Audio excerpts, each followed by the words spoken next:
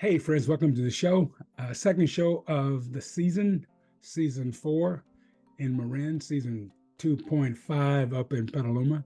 Today's show is going to end with a blast from the past. In fact, two blasts from the past. One when I'm on the home show, the other on a show with George Hamilton and his partner back then, Allie, the George and Allie show. It was so much fun doing all those shows back in the day. And I'm doing this because the first recipe is a pasta dish, and we'll talk about that when we get there. Also, as a person whose birthday is very soon, I'll be 65. I am a senior citizen and proud of it. And as our family is dealing with some health issues with one of our members, and I can't tell her story because it's hers to tell. It's just that as someone that loves her brother, I want her to be healthy. And as someone who loves this type of work, and all my career in television has been about trying to help people live better lives, whether it's learning to read or learning to eat better with diabetes or weight loss or whatever it is, or weight control or just, you know, a better lifestyle. I don't want to say my lifestyle is more healthy than someone else's. It's just that we have to make those changes to extend this beautiful thing called life. So keep my family in prayer as I will yours. I hope you enjoyed today's show. And remember, it's always about love, about spreading love. And that's what I want to do. Okay, y'all, enjoy the show. Peace, spread love. Oh, look at that pasta. That's spaghetti and bolognese sauce. Today, spaghetti bolognese, alla spaghetti bolognese. How's my Italian? Now, the ingredients for a pasta bolognese, and we're going to make spaghetti bolognese. I've got two types of ground meat here. On the left is pork, on the right is beef. And then we've got what we're going to make a mirepoix out of, which is just chopped vegetables, celery, carrot, onion. And of course, we're going to use those beautiful Italian tomatoes, the San Marzianos. Yes, milk in the classic bolognese recipe. And as I said earlier, we're going to make ours with spaghetti as opposed. Here you see the mirepoix. It's simply a mixture of diced vegetables. I've got those three: carrots, onions, celery. You can always add more if you like. Let's go ahead and start our bolognese. We're going to simply brown our ground meats. That's the pork going in first, and then the beef. And what I want to do is just simply take my time here and start to break this up. I like working with a wooden spoon most of the time. However, today I'm just using this firm silicone spatula, and anything that you can really just break that meat up. Notice I've added no oil to the pan. After the meat has been browned,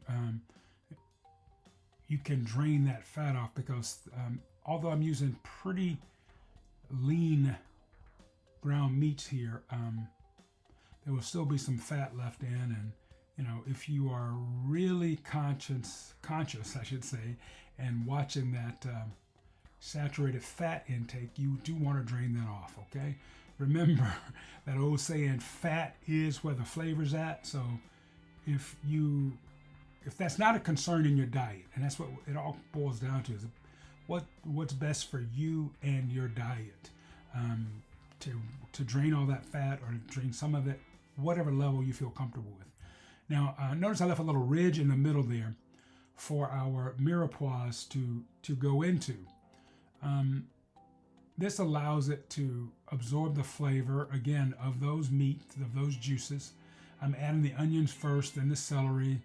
And, you know, I'm just being cute here. You don't have to. It can all go in at the same time. Or you can actually put this on the bottom and then add the meats to it, so that the meats will saute and brown in those meat fats, meat flavor, okay? So just take your time here. We're just going to brown this meat, again, breaking it up. You want to break it up like so. Same with the vegetables. Want to move those around into the pan. Let's see. We're going to put a watch on it. 625. Let's see how long we're going to saute this for. Place the lid on to help sweat it, bring that liquid out. All right, let's take a look. It's been sauteing for about 2.5, 3 minutes. And you're going to notice how much liquid has come out of it, how much as we start to brown that beef and that pork, how much liquid comes out. And again, you want to break it up. You want nice, fine, chopped pieces of this ground beef. When I say chopped, I mean chopped with your wooden spoon or your silicone spatula, whatever you're taking to break those clumps of ground meat up. And we're going to work them in with our vegetables.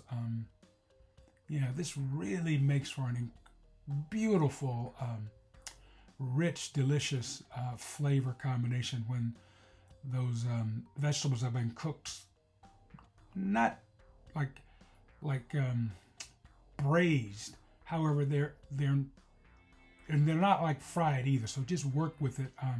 And notice how I put the lid on it. Again, that helps to sweat the vegetables, bring the moisture out of the vegetables as well as the beef. Now I'm going to lower this a bit and just allow it to cook. You can also, easy to think, hard to say. You can also start thinking about your seasoning. And I'm just going to use right now some salt, pepper, and I think later on I add a blend of Italian herbs.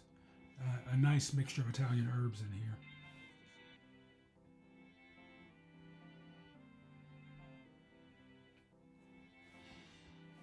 I just love this process. The house is smelling so good at this time.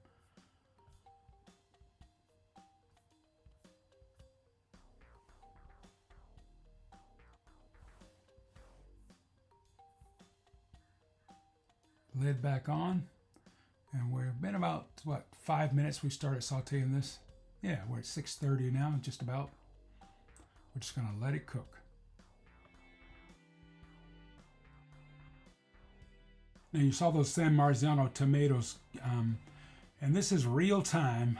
We've got the stopwatch, or should I say the Apple Watch on this. I want to see how that mirepoix, along with the beautiful ground meat.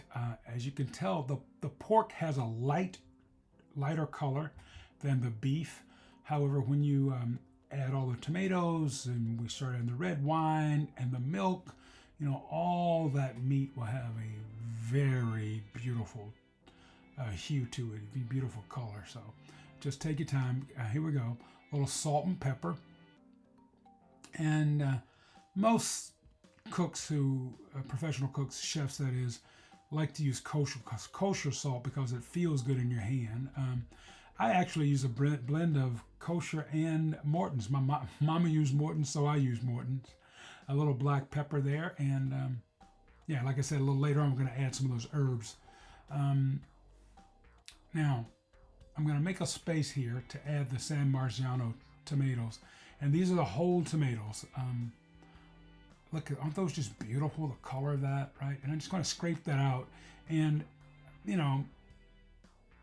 I would add maybe a tablespoon or so of hot water in that can just to get all that beautiful remnants of those tomato, that San Marzano tomato juice out of it. I want all of that in these, in my sauces because it just adds something to it. And I'm just breaking those up. Just breaking them up with that silicone spatula or wooden spoon, whatever you're using at the time. And we're gonna let this simply cook, okay? You'll see as it starts to bubble, bring the heat up, and then we're gonna lower it and allow it to simmer. I think this is just gorgeous in the pan. Now here comes that red wine. I think I've got about a little over a quarter cup of red wine here. See in the right hand part of the pan where it's starting to, the temperature's starting to rise. There, we just fold that tomato in. Again, this is one of those simply beautiful Italian dishes. Not too many ingredients, just wonderful ingredients with great flavor. Look at that. Red wine goes in. I'm going to raise the temperature and allow that wine to cook off. We're going to work it into the whole dish. Take your time again. Just fold it in there. Let the temperature come up. And then we'll lower it after it starts to simmer before we get ready to add our the milk to it. I'm having so much fun with this dish.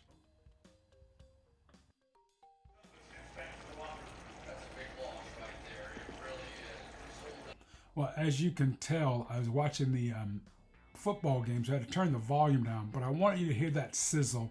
So again, I dropped the sound. Now we're going to add the milk in, and notice I'm slowly pouring and stirring at the same time, and that the reason being you don't want that milk to get too hot too quickly, or it will curdle, and you'll see it curdle in the pan. That we don't want. So just add a little bit, stir, so it tempers that the temperatures of the sauce as well as the milk. Here we go. We're going to add a little more.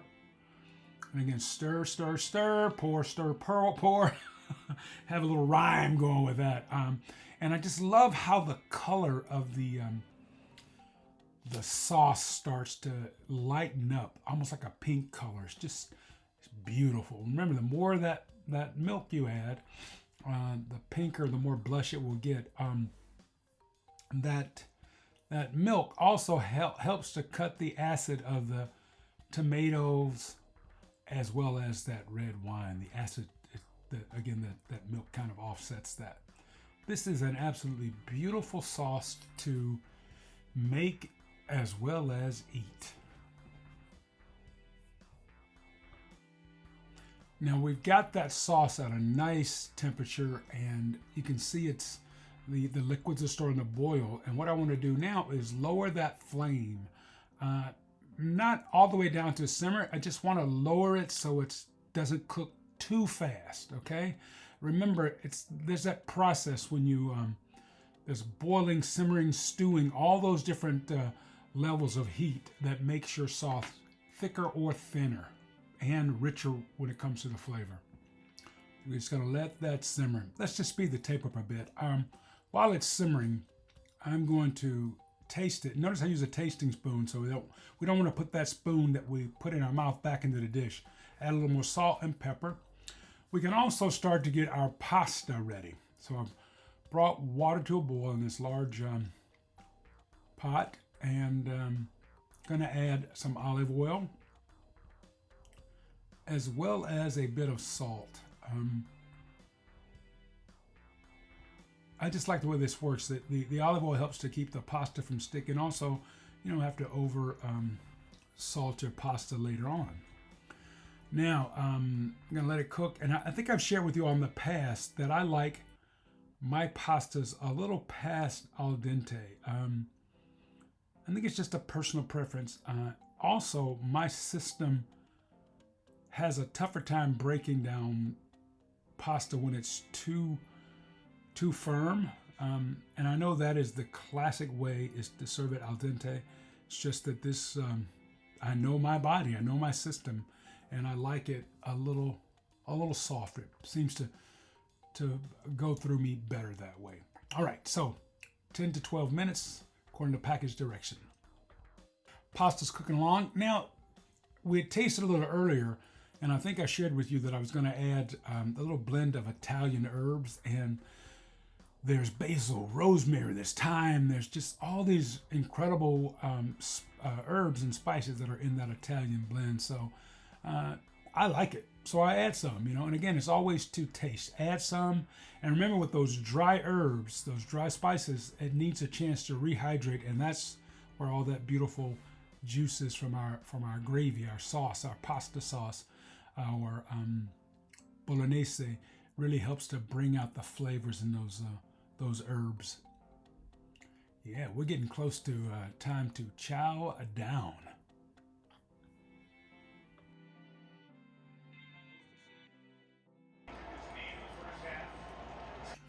I just love that shot of the pasta boiling. So here we go. I'm not even going to drain it. I'm going to take with my pasta fork there and pull it out and go ahead and add our sauce right on the bowls. The first serving is for Lisa. And one of the reasons I'm doing this is because that the starch that's in that pasta will also help to thicken that dish up. And you're going to see I'm going to add a little Parmesan cheese to it right here, some grated Parmesan. And again, we don't need to add too much salt because we have the salt in the water plus the salt of the cheese. And now here we go, just going to spoon this over for my darling Lisa. And then I'll make mine next. Isn't that beautiful? That sauce is just gorgeous. And I turned the sound down so you couldn't hear me ask her, hey, is that enough? And she goes, yes, that was plenty. Now we'll go ahead and scoop some out for me. I did not do the best job of filming myself tasting this dish, so forgive me, friends. Please forgive me, friends, for that faux pas on my part. So here I'm bringing my bowl in to add some bolognese sauce too, and then we'll get a chance to see, isn't that gorgeous? I just love seeing that steam come off. A little more cheese on top, and we are just about ready to try and taste. And again, I did not do a good job, my bad. There it is. I didn't clean up the table around. I just kind of, put my phone in front of me and went in, twirled a little bit, and go for the taste. I do tell you though, it was absolutely fabulous. Bon appetit, friends. Please try this recipe. It's so easy and it's so good. I think I'm going to give it a thumbs up or something like that. There we go. Eat your carrots, what'd she say? Because they were good for your eyes, right? Well, home grocer Curtis Aikens says eat up because they're not only good for your eyes, they're low in calories too. And this is our veggie of the month. He's saying drink up. Drink up. Drink up. Oh, good. Beth, have you had carrot juice? Gary, which one of you have not had carrot juice? I have I've had a it, too. juiceman thing because the juiceman was on the show and he sold me on it. Yeah. These are absolutely wonderful. Carrots, I know I say this too often about the vegetables and fruit being wonderful and so healthy for you, but carrots, I do like it. Isn't that great? It's almost like a milkshake. You don't think of milk with I like carrots. it a little colder. Yeah, me too. This is our first veggie of the month. Why carrots? Why carrots? Yes. Because most people think of it as this common vegetable that you see all the time, but they don't realize how wonderful it is. Not only raw, as crudité, most folks have it in the little vegetable carrot sticks Great and things, roughage. but it's a great cooked vegetable. And I want our home viewers to realize that. I think with a few little tricks, we can get our kids to eat more carrots. Now, it's not only good for the eyes, because we talk about vitamin A. In one single carrot is like 5,000 to 6,000 units of vitamin A, which is not only good for the eyes, it's great for building good teeth and bones. And, with little babies and kids growing up, you need to help build those bodies. So I want to tell folks how to buy carrots. Oops, our butter's how to burning. cook. Well, we're not going to cook that recipe today. Okay, Right. Live TV, right? Yeah. Carrots. There's so many different types available nowadays. And those of you who are getting ready for your spring garden, we've got some little seed packets out front. And I want to show you one that I really, really want you to kind of think about. It's the little thimble carrot that's just absolutely wonderful one of to grow. those in here? Well, we don't have the thimble carrot It's with like a us. button? Is It's it like round? it's a little round. I'm going to pick this up. How And do I you want grow these, Curtis? Gary is so mean to me this morning. What did I do to you, Gary? But folks, this is great. I think it's this new hairdo I have. I don't know. Is that it? The new do? Yeah. All right. Well, that's all I'm saying. It's excited like the I'm just a turnip. little lightheaded. Let's learn them how to buy these No, things, I'm okay? serious. If you want to go back and do that, No, that's please. okay. It's easy to plant in your little home garden, your garden box, or on your patio. Okay. Remember that tip, folks. Just look at the back of the seed packet and I'll tell you how to do it. Yeah. Buying carrots. Most of the time, Gary, Beth, we see carrots like this in our grocery store in the plastic bags. I hate these things. We've talked about it several times in the show. Folks at home, and I normally tell you not to rip things open in the grocery store, but carrots is an exception to every rule. Remember that. I want you to put a little hole in the top of that bag. If the produce person gets upset, you tell them the garden grocer on the home show said Curtis to do it. said to do it. That's Okay. right. And send Gary the letter, okay? How can a carrot be bad? Well, if they sit too long, if they sit in the grocery store a long time, they'll dry out. Here are the tips. You look at both ends of it. Okay. You see how moist Dead. that is? Well, that's not really dead. Feel the moisture there. All right. See, Yeah. there's I'll no put these in the sprouting. crisper in the refrigerator, and they're Exactly. good for a month in there. That's so what I he's thought. right. It couldn't be bad. Yep. yeah. So you look at the ends. If it's been there too long, now this is starting to dry out a bit, but the carrot's still okay. If the Okay. two ends are bad or dried out and meaty looking, the carrot's no good. Throw it away. What you should look for is a carrot no longer than 6 inches long, 6 to 8 inches long, and no more than 2 inches in diameter. Oh, you don't I like the love jumbos? these. You don't like the jumbos? I don't like the jumbos. I like them for cooking, but I don't like them for for juicing or just for the Okay, fruity well, we're taste. sold on your juice. Can you whip up the soup for us? Hey, let's do the soup, Yeah? okay? Thanks. Remember, we got a lot of stuff in the newsletter, and this soup it's a great one. This is We'll what, call it orange and carrot soup? Exactly, orange with carrot soup. I stole this from a restaurant in Northern California. The guy's gonna kill me, but it was so great.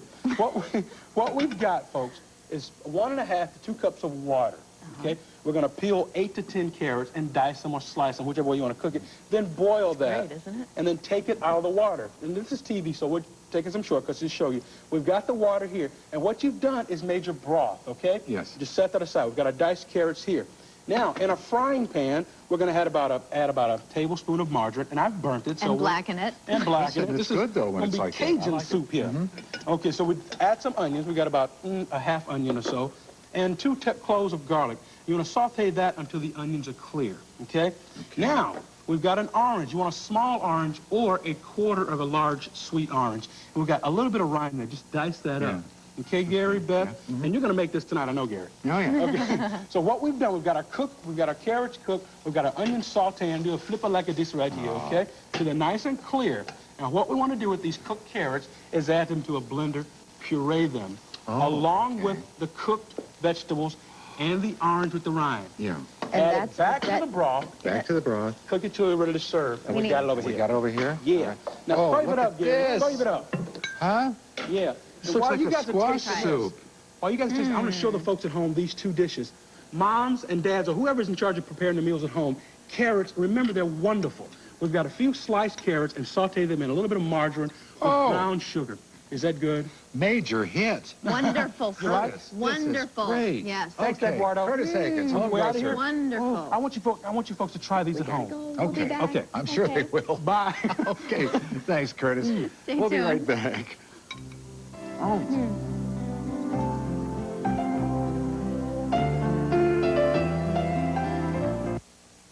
Remember when cats sang for Meow Mix? Meow, meow, meow, meow. Well, now there's an all-new Meow Mix. With flavors cats prefer 3 to 1. If cats sang for the old Meow Mix, what'll they do now?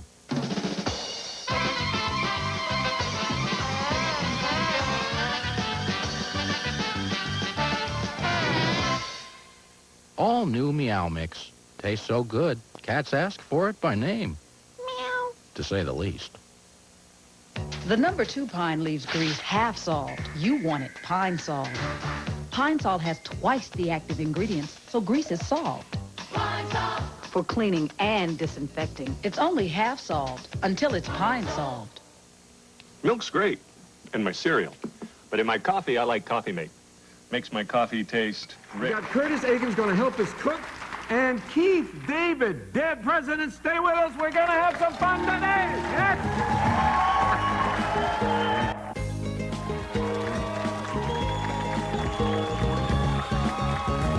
Our next guest mixes a little down-home cooking with a lot of health-conscious flair. Please welcome the author, Curtis Cooks with Heart and Soul, Curtis Aikens. Curtis.